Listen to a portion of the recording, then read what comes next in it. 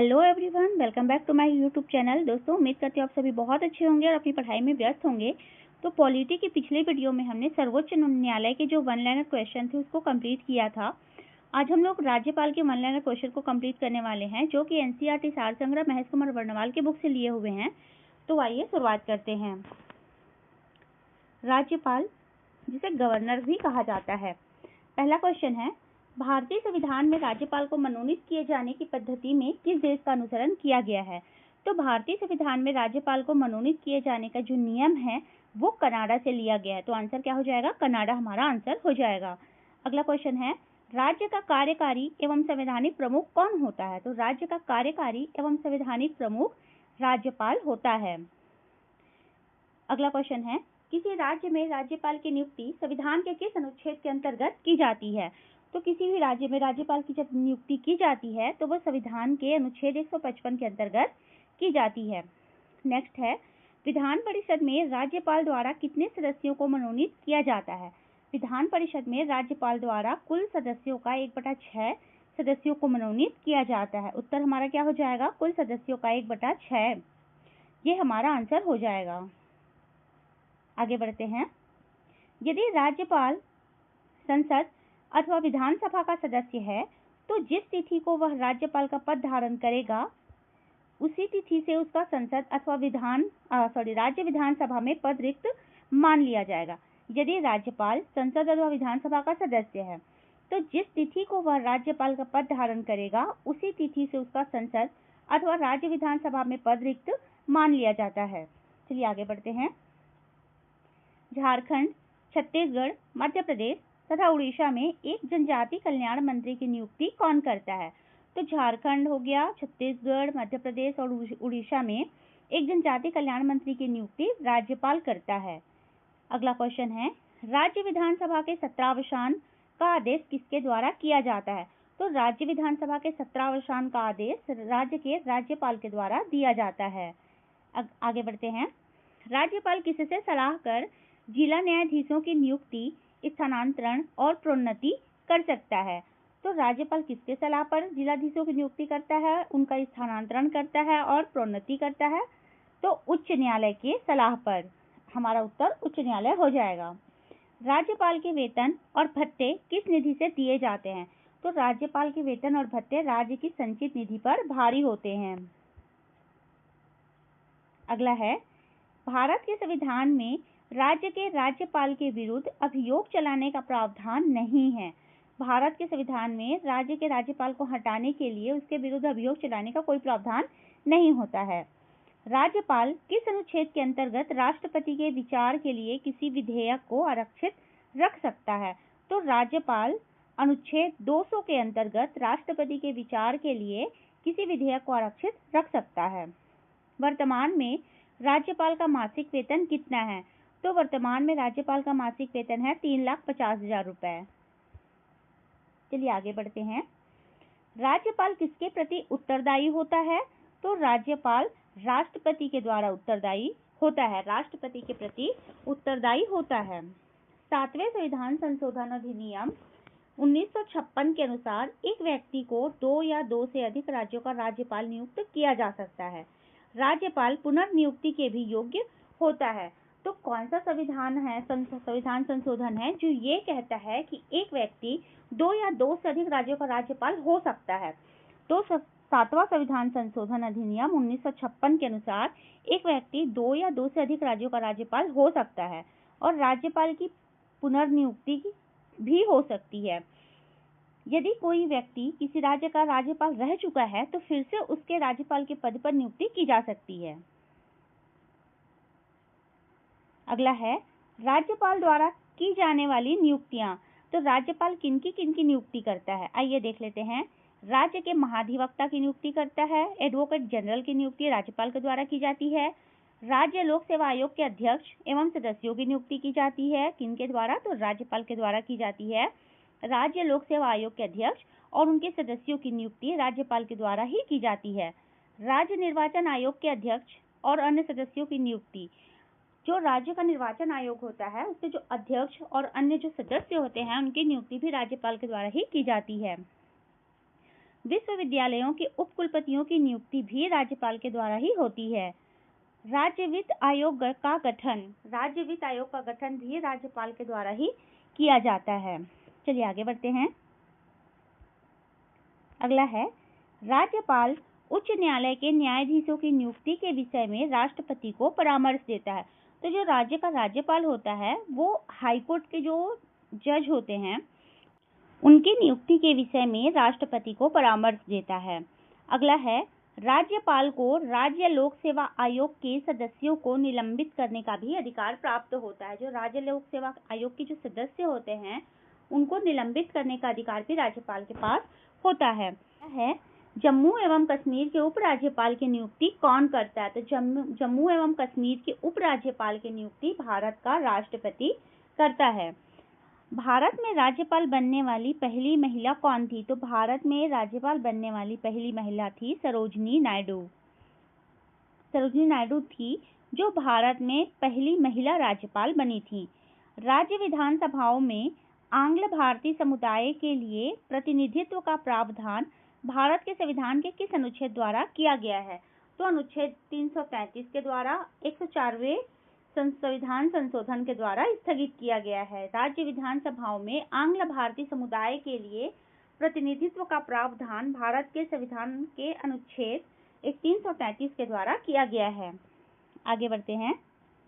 राज्यपाल से संबंधित प्रमुख अनुच्छेदों के बारे में देख लेते हैं। अनुच्छेद 153 राज्यों के राज्यपाल का प्रावधान है। अनुच्छेद 153 में क्या है? तो अनुच्छेद 153 में है राज्यों के राज्यपाल का प्रावधान।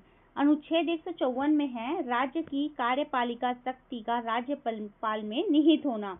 जो राज्य की कार्यपालिका की शक्ति होती है वो राज्यपाल में निहित होती है, ये अनुच्छेद 154 कहता है। अनुच्छेद 160 कहता है आकस्मिक परिस्थितियों में राज्यपाल के कार्य। और अनुच्छेद 161 में है क्षमादान तथा कुछ मामलों में दंडादेश के निलंबन, परिहार या लघुकरण की राज्यपाल की शक्ति। तो क्षमादान तथा कुछ मामलों में दंडादेश के निलंबन, परिहार या लघुकरण की जो राज्यपाल की शक्ति होती है वो उन्हें अनुच्छेद 161 से प्राप्त होती है। अनुच्छेद 163 है मंत्रिपरिषद द्वारा राज्यपाल को सलाह एवं सहयोग देना। ये अनुच्छेद 163 में उल्लेखित है। अनुच्छेद 200 है राज्य विधानसभा द्वारा पारित विधेयकों पर राज्यपाल की अनुमति राष्ट्रपति के विचारार्थ आरक्षित करना। ये अनुच्छेद 200 में उल्लेखित है। अनुच्छेद 201 है विचार के लिए आरक्षित विधेयक पर राष्ट्रपति की कार्यवाही। ये अनुच्छेद 201 में है। अनुच्छेद 213 में राज्यपाल की अध्यादेश जारी करने की शक्ति अनुच्छेद 213 के द्वारा राज्यपाल को प्रदान की गई है। अनुच्छेद 233 राज्यपाल द्वारा जिला न्यायाधीशों की नियुक्ति, इसका प्रावधान अनुच्छेद 233 में उल्लेखित है। आगे बढ़ते हैं। सरोजिनी नायडू ने राज्यपाल को सोने के पिंजड़े में निवास करने वाली चिड़िया की संज्ञा दी थी। सरोजिनी नायडू कौन थी? सरोजिनी नायडू भारत में राज्यपाल बनने वाली पहली महिला थी। जिन्होंने राज्यपाल को क्या कहा था? तो राज्यपाल को सरोजिनी नायडू ने सोने के पिंजड़े में निवास करने वाली चिड़िया कहा था। चलिए आगे बढ़ते हैं। अगला है राज्य विधानमंडल। चलिए इसे भी देख लेते हैं। भारत में राज्य विधानमंडलों का उच्च सदन कौन सा है? तो भारत में राज्य विधानमंडलों का उच्च सदन विधान परिषद को कहा गया है। राज्यों के वित्तीय लेखों पर कौन नियंत्रण रखता है? तो राज्यों के वित्तीय लेखों पर नियंत्रक एवं महालेखा परीक्षक, जिन्हें कैग के नाम से जाना जाता है, वो राज्यों के वित्तीय लेखों पर नियंत्रण रखते हैं। राज्य में उच्च सदन विधान परिषद की स्थापना या समाप्ति संबंधित राज्य की विधानसभा द्वारा पूर्ण बहुमत से पारित प्रस्ताव और संसद द्वारा साधारण बहुमत से पारित प्रस्ताव के द्वारा की जाती है। अगला क्वेश्चन है, विधान परिषद किसी साधारण विधेयक को अधिकतम कितने समय तक रोक सकती है? तो विधान परिषद जो है वो किसी साधारण विधेयक को अधिकतम 4 माह के लिए ही रोक सकती है।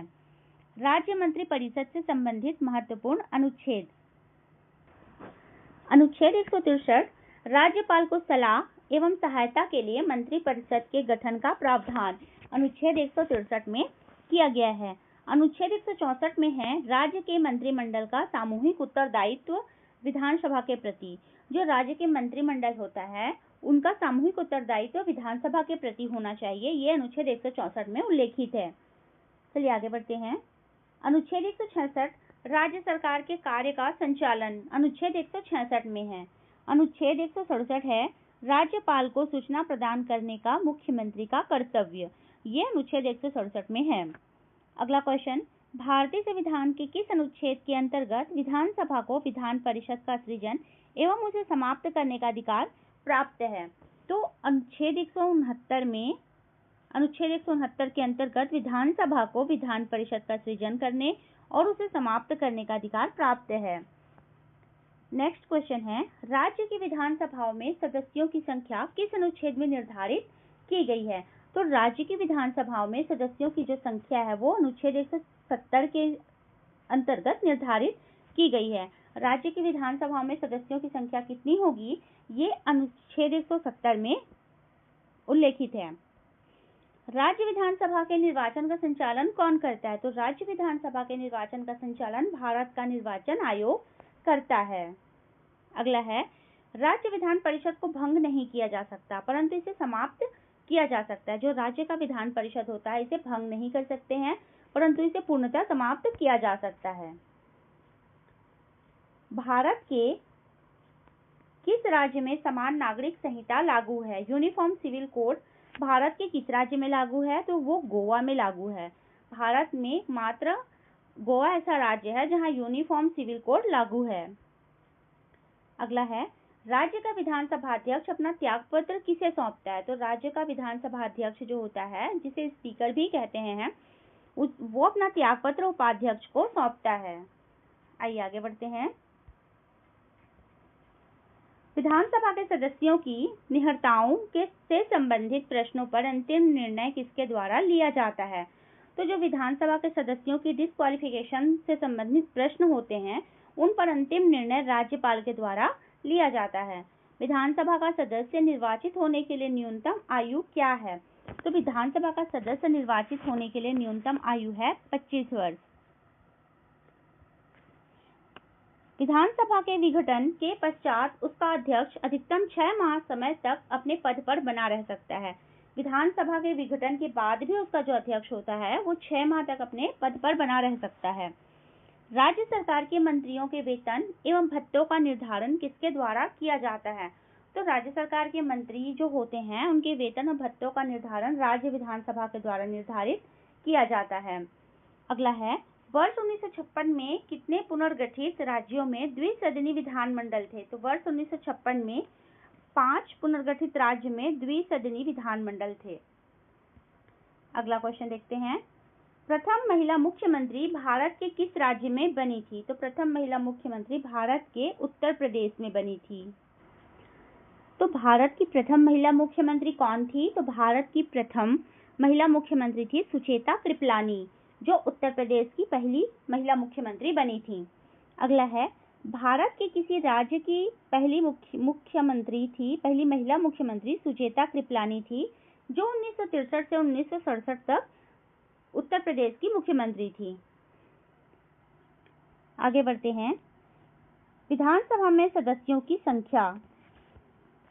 कौन से विधानसभा में कितने सदस्य हैं, आइए देख लेते हैं। आंध्र प्रदेश में 175 विधानसभा सदस्य हैं, असम में 126 हैं, छत्तीसगढ़ में 90 विधानसभा सदस्य हैं, गुजरात में 182, हिमाचल प्रदेश में 68 हैं, कर्नाटक में 244 विधानसभा सदस्य हैं, मध्य प्रदेश में 230 विधानसभा सदस्य हैं, मणिपुर में 60 विधानसभा सदस्य हैं, मिजोरम में सिर्फ 40 विधानसभा सदस्य हैं, उड़ीसा में 147 विधानसभा सदस्य हैं, राजस्थान में 200 विधानसभा सदस्य हैं, तमिलनाडु में 234 विधानसभा सदस्य हैं। अगला राज्य है त्रिपुरा।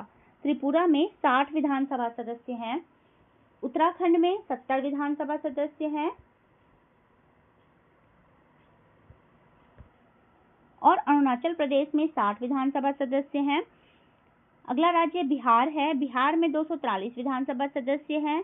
अगला राज्य गोवा, गोवा में 40 विधानसभा सदस्य हैं। हरियाणा में 90 विधानसभा सदस्य हैं। झारखंड में 81 विधानसभा सदस्य हैं। केरल में 140 विधानसभा सदस्य हैं। अगला राज्य महाराष्ट्र है। महाराष्ट्र में 288 विधानसभा सदस्य हैं। मेघालय में विधानसभा सदस्यों की संख्या है 60। नागालैंड में भी विधानसभा सदस्यों की संख्या 60 है। पंजाब में 117 है। सिक्किम में 32 है विधानसभा सदस्यों की संख्या। तेलंगाना में 119 विधानसभा सदस्य हैं। उत्तर प्रदेश में 403 हैं, जो सर्वाधिक है विधानसभा सदस्यों की संख्या में।